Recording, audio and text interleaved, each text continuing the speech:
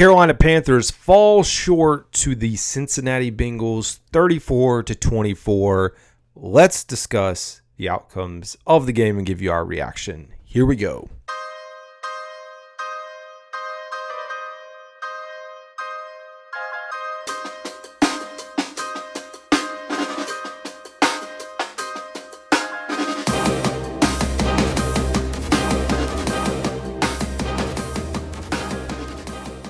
Hey folks, this is going to be a little bit different episode. You know, I'm usually rapid fire. I'm still rapid fire, but I took the time to put together a few notes around this game. And believe it or not, for folks that follow this show, a lot of the things that I talk about, I just have this mental space where I keep it and then I dump it out to you guys. And of course, I do reference as I go through this tweets, information, pressers, all the things that compile into this, news stories, but I store it up in my head. And there have been times where I get into this and I'm like, oh man, it would have been really nice to talk about this, or this. But hey, let's start at the beginning with the Carolina Panthers falling short. And coming into this game, got to preview this with Randy Slack. He said this would be a shootout. The Panthers would at least need to score 28 points. And man, was he spot on. Actually needed a little bit more of that to have a chance, talking about 5 touchdowns. But if I was to put a label on this game for the Carolina Panthers, it would be missed opportunities. And those missed opportunities came in a lot of different ways for this team. I had a first half analysis that I put together that summed up, hey, everything that happened. 0 points on the first drive. That's heartbreaking, man. And we heard the players talk about it after the game. We heard Dave Canales talk about it. Getting no points at all. And I love going for it. Do not get me wrong. I think that was the right decision to make in that moment. Go for a touchdown. Get the points. They didn't execute. Threw a fade ball to Deontay Johnson, who couldn't haul it in. And that's another theme that we'll talk about in just a second because it's coming. But no points on that opening drive. I mean, that just set the tone right there. This defense in the Carolina Panthers is built to play ahead. Unfortunately, that's the state of it. I think if we've learned anything over the first 4 weeks of the season, the offense is better than we would have ever imagined, primarily with Andy Dalton leading the way. Defense, on the other hand, is just as bad, if not worse, than we imagined. Nothing's changed on the defensive side of the ball, minus a few injuries. And that's going to be another topic of discussion. I've got some things coming out of this, looking ahead into 2025, because that's what we've got to do. Like, I'm not saying the season is over, but as a fan and you sit here and think about the future, there are some pieces to this team that we've really got to focus on, and it is not the quarterback. But you look at missed opportunities. That was a big one. What did I have up as the second? Because I just pulled it down. Dropped passes. Now, I was looking at this in the first half, but this was a theme throughout. Whether it was Mingo, whether it was Xavier, Legette, Deontay Johnson, on multiple occasions, the dropped passes by this team. This is really, folks, this is where you missed Adam Thielen the most. Adam Thielen, the sure-handed pass catcher for this team. Like, wherever he is, those balls that were being dropped by, like I said, Xavier, Mingo, Deontay Johnson. Johnson not as much, but he still had some key drops. But those plays are the plays that Adam Thielen makes. And every team needs those. You got to have a guy on your team that can do that. I will say, like, overall, I'm excited about what we saw from Xavier Legette. Moving forward, it feels like, hey, we're actually got something we're building on here with him at the helm. So drop passes, and then again, this carried over. The inability to tackle, man. I mean, I felt like I'm a North Carolina fan. I feel like I'm watching the University of North Carolina defense out there at times. And I think that's like a deeper issue with the talent or lack of talents on that side of the ball.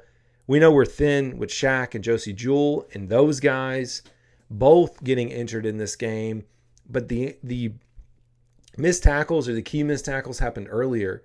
You look at the Chase touchdown. Like, we just couldn't wrap up. And at first, when I watched it, and I had to go back and watch it, when I first watched it, I was like, oh, we're afraid of making a big hit so we don't get penalized. And I was like, maybe that's why we let up. And I go back and watch it, and I was like, no, that is not the case at all. The Moss touchdown at the end of the half. And now I know that was a slip by Scott, but if you, there's a lot of turning points, but one of the bigger turning points was the second half. And folks, the penalties, one, I understand being undisciplined. I get that. But some of the penalties that happened towards the end of the second half, it just like had me scratching my head.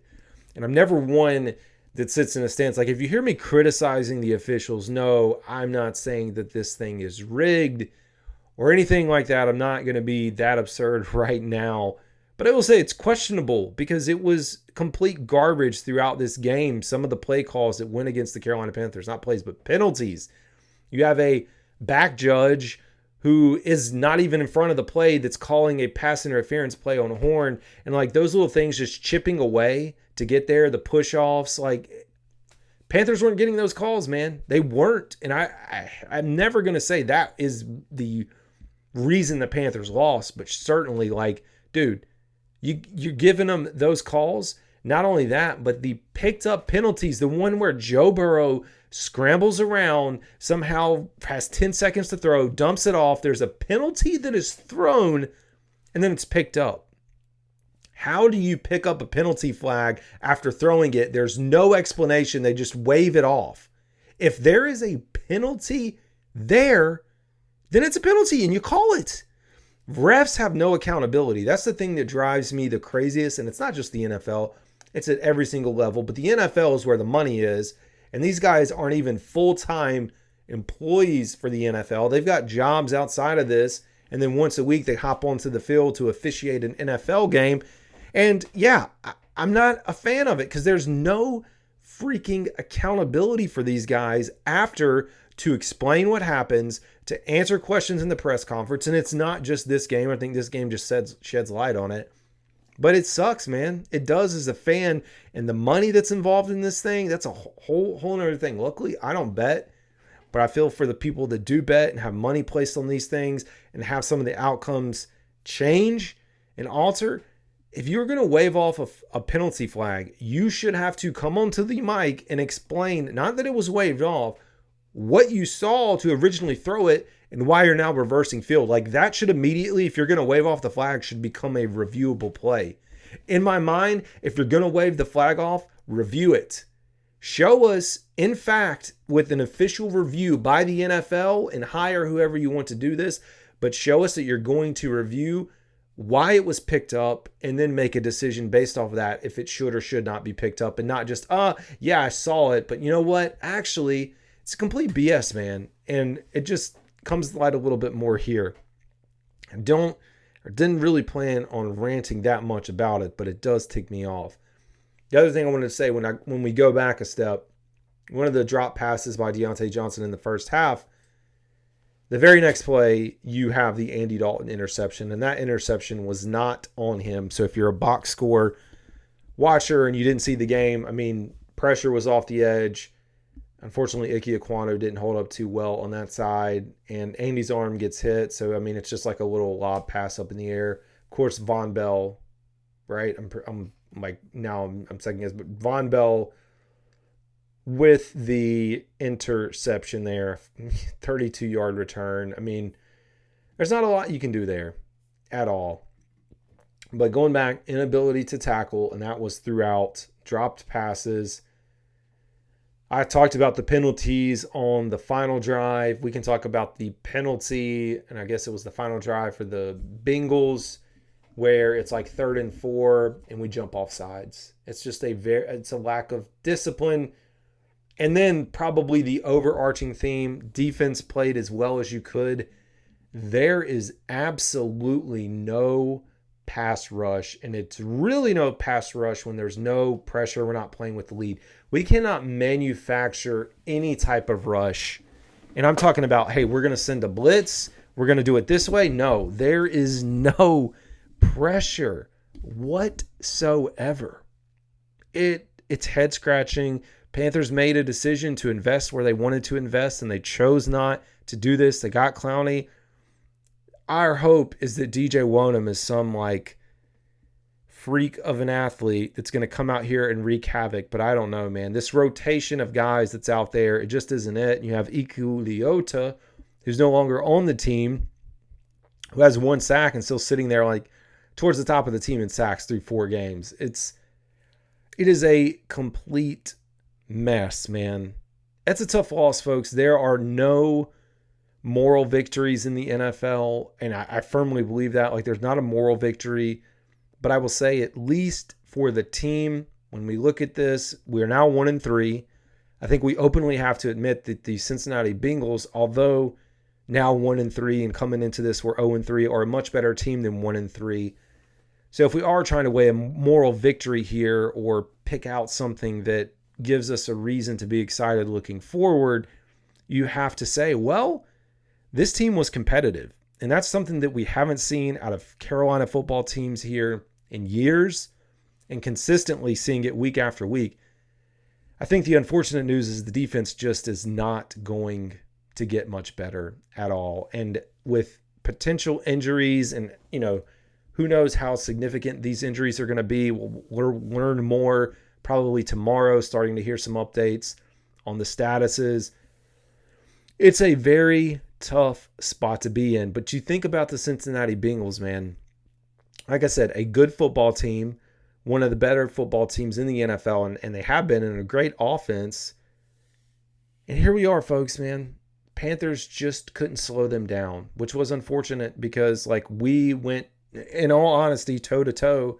We beat ourselves in a lot of situations. And when you make those mistakes, good football teams, especially in the NFL, are going to find ways to take advantage of it. Like they just are. And Carolina Panthers had no answer at all. Absolutely no answer for T. Higgins. And I don't know, there's going to be many other NFL teams that have like a duo of Chase and T. Higgins that can light the scoreboard up or just shred everyone. But hey, that's a very tough duo right there. And if I'm the Cincinnati Bengals, I don't know how you're not figuring out how to keep T. Higgins there, because he showed us a lot, man. You look at the 1-2 punch there. I know he's just coming back. I feel like this was his coming out party game against the Carolina Panthers. Saw a lot of him this week. And like I said, with the Panthers focused on Chase, they just couldn't do a lot, man, which sucks. But looking ahead, and we're going to continue to break down this game, but looking ahead for the Carolina Panthers, you have the Chicago Bears, the Atlanta Falcons, Commanders, Broncos, Saints, and then Giants. Out of that group, Bears, yes, should be a winnable game. Falcons, we are always competitive against the Falcons, but I don't know if our defense can do enough. Washington Commanders look like a very good football team, kind of that C.J. Stroud-esque run last year with the Houston Texans led by Jaden Daniels. Broncos, Saints again, and like I said, and then Giants. I mean, I know playoffs isn't necessarily the path right now. It's about getting better, being competitive. But, dude, this isn't Little League. No matter how much we want to say it's about getting better and being competitive, I'm tired of it. I want to see winning football games, getting to 500, remaining at 500, getting beyond 500. This team, heading into the direction of next year, there's a lot of things that we're going to have to talk about. Got a lot of time to do that over the next few months. But at least in this moment, let's continue to build. Taking a look, speaking of the box score and stats, my man, Chuba Hubbard, another fantastic game. 104 yards on 18 attempts, 5.8 yards per carry, 1 touchdown. He had the 38-yard run. That was the longest run of the day by either team. Longest run of the day. Miles Sanders, and we're going to talk about him in just a minute, but Miles Sanders had 6 for 32, 5.3 yard average, 14 was his long. Did see Xavier get involved with a few touches, 2 for 10, and then Andy had 3 for 9. On the other side, you had Brown with 15 carries for 80 yards, 2 touchdowns, and then Moss with 15 for 51. 0 touchdowns, 141 yards rushing. Burrow had 1 for 10. 141 yards we gave up on the ground. Our run defense is still bad. We can't tackle like we said. But we put up 155 yards on the ground ourselves. So not a bad day. Andy Dalton, I mean, we're seeing an offense that is taking shots downfield. You look at the opportunities he's giving our playmakers. Johnson had quite a few misses, and I know they were contested, and I also know he made some plays later in the game. But he's throwing the ball up, and there was a weakness there that they were exploiting with Britt. Just could not capitalize on some of those throws. But hey, this is something we have not seen with Bryce Young. And if you are a Carolina Panthers fan that's sitting here wondering, are we going to see Bryce Young? I don't think you're going to see Bryce Young at all again this year, unless we just get I don't know, maybe there's some weird reason that we're either just losing a ton, which it's, even if we're losing, I don't know that you see him and we're just out of the picture, or Andy Dalton gets hurt. I think Andy Dalton's your guy, and I think he may be your guy for next year as well, considering just what we have seen. And there's a lot to discuss about that at the end of this episode. I want to focus on the game. But Andy Dalton was 25 of 40, 220 yards, 2 touchdowns, 39 was his longest, the 1 interception, and an 83.3 passer rating. Burrow was 22 of 31, 232 yards, 2 touchdowns, 63-yarder, of course, 1 interception, and then 100.5 rating. Turnover battle, man. I mean, you split the turnover battle, but unfortunately, Panthers just couldn't take advantage. Andy Dalton was not sacked. We talk about this offensive line, the improvement of this offensive line. They're doing everything they can. And they've shown us, this team is legit, dude. Offensive line, much improved, even with Damian Lewis out. Ike Ekwonu still has his struggles, but still no sacks. I know technically you have the one where you throw the interception. That's probably borderline. Joe Burrow sacked 0 times as well. Deontay Johnson was targeted 13 times, had 7 receptions, 83 yards, 1 touchdown. Legette was your second leading receiver with 6 receptions, 66 yards, 1 touchdown as well. His first NFL touchdown. Loved the celebration. You then have Chuba Hubbard with 4 for 17. Mingo, 3 for 24. Miles Sanders, 3 for 14. Jatavian Sanders, 2 for 16. And oh man, 1, Jalen Coker had the target, didn't get the catch. Felipe Franks, man, that's another thing when you talk about the summary of this game. They pulled out all the stops, and that's something that you kind of have to do. And the ball, it just wasn't our way. You look at the fake punt play call. Felipe Franks has it, can't haul it in. And that was the day for the Panthers. There were so many plays where it was either a catch and then a drop, or you just don't hold on to it. Just unable to capitalize. And as a team like we are, you can't let a good team do that. You're not going to get away with it against a good team. You may beat the Raiders, which I know the Raiders have their own struggles. This is not a comparison, but T. Higgins on the Bengals side, 6 for 60. Quite a day there. Eric All, the tight end, the rookie tight end, had 4 for 28. Pretty good day for him. 4 for 27 for Moss. Jamar Chase, 3 for 85. And then a few other guys on down the list. But, I mean, on the Panther side, going back there, spreading the ball to 1, 2, 3, 4, 5, 6 playmakers, getting them involved. Xavier Woods had the 1 interception, returned it for 33, and then Bell had 1. He returned for 32. The punter for the Bengals, I think he's also a rookie. He had a freaking good day as well. 56.7 average. 2 inside the 20, that 163-yard punt. I mean, he flipped field position there. Good day for Hecker, 51.0 average, 1 inside the 20. Punt returns, we didn't really see a lot out of Raheem Blackshear. He had the longest was 13 yards. I like Raheem Blackshear as a returner in the kick return, punt return game. I do think, and I don't know who tweeted this, so I'm sorry I can't give you credit. someone tweeted, a fan, a content creator, I don't know who it was, Amir Smith-Marset is and will always be a better punt returner than Blackshear. And when you're looking at these roster spots in the bottom end, and now he's over with the New York Giants, and he had a good return the other night, he can help elevate this team. And I would have really loved to see the Panthers hang on to him, especially like Blackshear's not even getting really any reps on the offensive side of the ball. No kickoff returns. Like, we didn't return it. We had all touchbacks, I guess. Weird. And the Bengals had 1 for 3 yards on the punt and had a few kickoff returns there. Statistically speaking, I mean, it was even across the board. 24 first downs apiece. We had 10 rushing. They had 6. 12 of them were passing for us, and then 14 for them. 4 first downs by penalties for the Bengals. Third down efficiency, much improved on the offensive side of the ball for us. 50%, 7 of 14.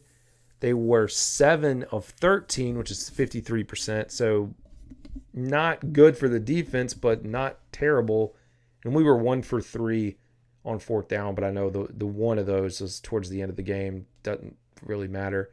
Net yards, 375 to 373 in our favor. 70 plays to 62. Talked about the rushing, talked about passing. I mean, competitively speaking, we were as competitive as you can be. You look at giving up the touchdown, again, game of inches. If Nick Scott makes that tackle at the end of the second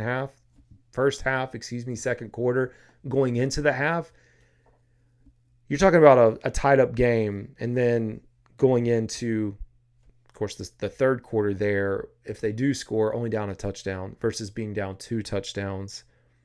It's a big flip. You think about us getting points, even getting 3 points, or obviously a touchdown would have been really nice.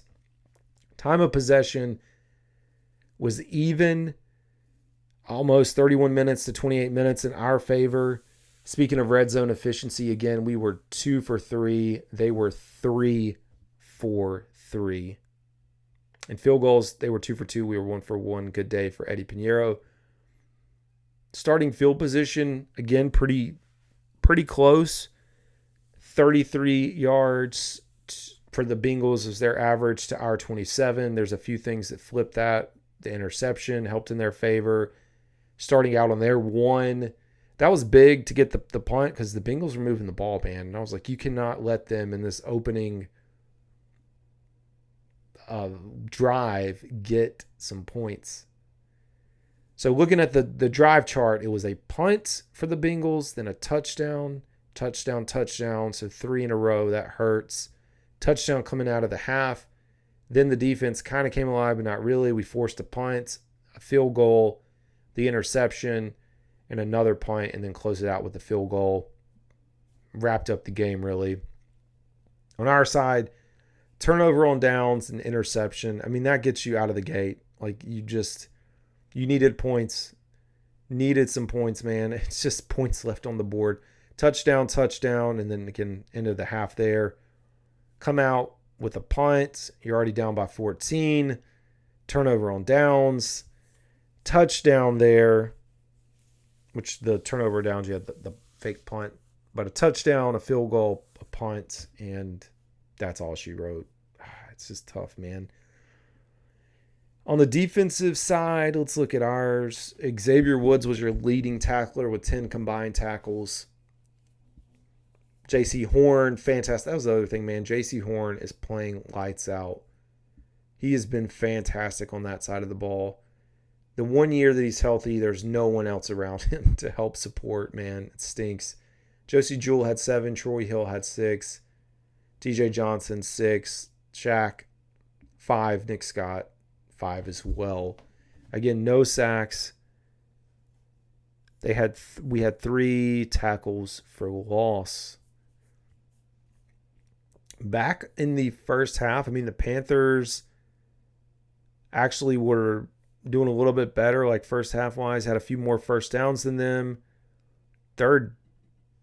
first down rush. I was looking at a different stat. I mean, it was closer. You can't give up big plays, and you got to put points on the board. Looking at the explosive plays chart. Let's see. Here we go. Again, Panthers gave up, 4 plays over 20 yards. The 63-yarder, then a 29-yarder. Oh, yeah, that was to the tight end. Joe Burrow, 21-yarder pass, and then a 20-yard run. So they had 4. Panthers had 3. They did have a few more longer plays though than them because they had a 39, 38, a 21, 17, 17, 17. Bengals go from a 20 down to a 13-yarder, but you have the Deontay Johnson pass for 39, Hubbard's run, like I said, for 38. Another pass to Johnson for 21, the touchdown, and another nice run, which was for 17 yards. It stinks, man. It's fun to be competitive, but it's also just sucks to keep losing. The largest lead of the game was 17 points in the second half. The largest lead was 7 in the first half, And then, 17 in the second half. Number of drives leading, they had 6 drives while they were leading. Time of possession while leading, 18 minutes. I mean, it's hard. When you're trailing, there's just only so much you can do. It stinks. So, we move on, man. Move on and move out. Like I said, heading up to Chicago. Potentially big revenge game. Somewhat. I don't know. Who knows anything right now? Folks, I did take notes, though. And this is more on the broader state of the Carolina Panthers coming out of this game. Few things when I think about this team. I've got, as far as players that need to be signed right this minute, bring them back. Don't even think about it. Get a contract. Chuba Hubbard, Deontay Johnson, and Austin Corbett. All 3 of those guys, get them under contract right now, Dan Morgan, for next year. Those are some very big pieces, building blocks for this team. And we need those guys here. Don't let them walk. Don't let them build up their stock. Get them back in the lineup. And I know J.C. Horn, we picked up the 5th-year option, but if you want to go ahead and extend J.C. Horn or give him some kind of nice contract as well, I'm all for that too. Like, let's lock up these guys that we know are going to be here. And maybe even Adam Thielen, if we know that, hey, he's going to come back and be able to recover. We'll see. Number 2 on my list, I made a list of 6 things. I've already talked to a few of them, so yeah. But number 2 on the list, Miles Sanders. Is this an audition for Miles Sanders to be traded, knowing that Jonathan Brooks is going to be coming back relatively soon? And I think it is. And I thought initially, I was like, well, is Chuba Hubbard hurt? Because we saw a lot of Miles Sanders today. I don't know if y'all noticed that. And it was Miles Sanders in the backfield. Miles Sanders lined up outside. He was getting involved a lot more than we have seen. And in my mind, I think he has played better this year, but he's still not what we thought he would be. Chuba Hubbard's still your number 1. And if that's the case, and I know you can never have too many running backs, but do you make a decision where you say, hey, we're going to put a bunch of good tape? Because Dave Canales is always talking about tape, primarily in the preseason for the quarterback to get tape, and that was Plummer. But it's a good opportunity to put things on tape. It would not surprise me if that is part of what they are doing, to try to put stuff on tape to eventually, when Brooks comes back, maybe move Miles. So I got that. Number 3, and maybe this is a hot take, maybe it's not. I think no matter what happens, meaning no matter what happens, let me just say it. No matter what happens in the offseason, I think Ejiro Evero is gone. And it has nothing to do with him personally. I think he's a fantastic coach, and I think we can all agree. But I think Dave Canales coming in here, no matter what happens, whether we are successful, whether we are not, and I'm not saying Evero is a bad coach, but things just aren't working out right now. And the defense has been one of the reasons. And if you're looking for a scapegoat, which we're not, but if you're looking for someone to blame, that's where you're going to blame them. You can talk about talent deficiencies. You can talk about injuries. I still think he's gone because Canales is going to want a guy. Maybe they hit it off, but in my mind, I think looking way, way ahead, that's where I sit. Number 4, speaking of the defense, and a lot of this is going to be defensive themed, the Shaq Thompson, Josie Jewell injuries, man, that stinks. And again, I know we're going to learn more this week about those guys, but it's tough, man, especially for Shaq, who's battled through injuries quite a few times. I think more than anything, knowing that Trevin Wallace is going to have to step up, Claude Charles, defense is already bad as it is, and Shaq was kind of your leader, and Josie Jewell is kind of coming around. I'm not looking forward to the potential of having both of these guys out there as I talk about Ejiro Evero and this defense not looking great, which leads us really to number 5, and that is the 2025 draft. And there are so many folks on here. Again, I told you my opinions on the draft. I don't like to start even thinking or talking about it until the end of the season for me, which is like December, January. At that point, I'll kind of start shifting over. And I mean, I watch college football, so it's not a big gap for me to just start picking up and looking at, all right, who are our prospects? Let me get up to speed on all the folks I've been watching up until this point.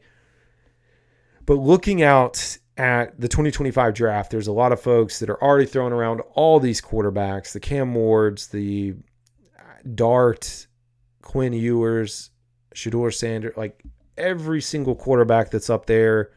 Jalen Milroe, which I don't know. Is he eligible? I don't know. Anyways, throwing around all these quarterbacks. I'm going to tell you right now, the Carolina Panthers are not built, in no matter what situation, to bring on another rookie quarterback. It's not going to happen, folks. I'm fine with them drafting someone, maybe 5th, 6th, 7th round, but not really. We don't need to waste a pick on that. This team on the defensive side of the ball is so bad that we are in, this is why I think Andy Dalton needs to be signed and extended. And I did not even include Andy Dalton in my discussion of players to be signed, but he is in that bucket list. He's in the list. And I'm an idiot for not putting him on there because I was looking at this and I was like, I got 3. I know originally I had 4. Sign Andy Dalton for another year. I don't know what Bryce Young's going to be. I really don't. And I don't know if it's here or maybe you do get draft capital. Either way, it doesn't matter. You have to have a veteran here that can work with what we have, because like we've seen, and I think this is probably a bigger testament to Bryce in a good way. Doesn't matter if Bryce is out there or Andy Dalton, this team's defense is terrible. And when we go into next year, I'd love to still focus on getting a nice, maybe a T. Higgins over here. But looking at the team, we need some players on the defensive side of the ball. And I think this is a draft where you have to go best available player, maybe even offense with a tackle, whatever it is, to give whoever is here a chance. You got to give us a chance to start building up a team. Because if we're being honest, if you look on the defensive side of the ball, I don't know. I mean, maybe there's a handful of guys that could start somewhere else. Maybe. Most of them would probably be backups on other teams. That's just the state. Now, again, it's not a knock on them. It's just the state of the team. As you go through injuries and you're depleted and you're on 2nd and 3rd string guys and you're picking guys up off the waiver wire. Like, not great, right? Not great at all. So, for me, I do think it's going to be a heavy focus on defense looking ahead. And I think it should be, and or free agency, picking up players that can come in on the defensive side of the ball. Anyways, folks, I know losses are never fun, at least for 3.5, 4 quarters, maybe and a half of football. The Carolina Panthers gave you something today. They gave you a chance to see a competitive football team, which is something that we really haven't seen. So for me moving forward, folks, you know, I'll always have all the content coming out. If you are still listening, I appreciate it. Show continues to grow. It's all in thanks to you guys. And I guess until next time, this is going to do it. This is Carolina Dad. Y'all have a good one.